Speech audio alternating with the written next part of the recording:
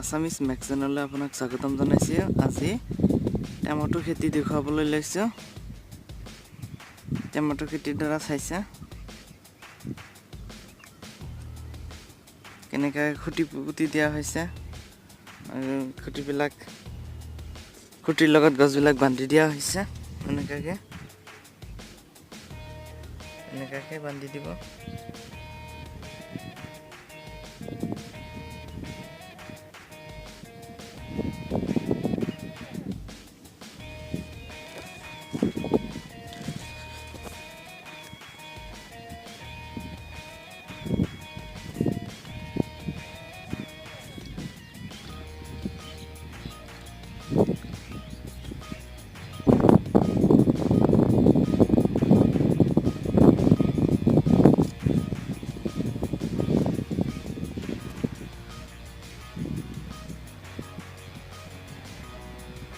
এনেকুৱাকৈ শাৰী শাৰী বনাই দিব।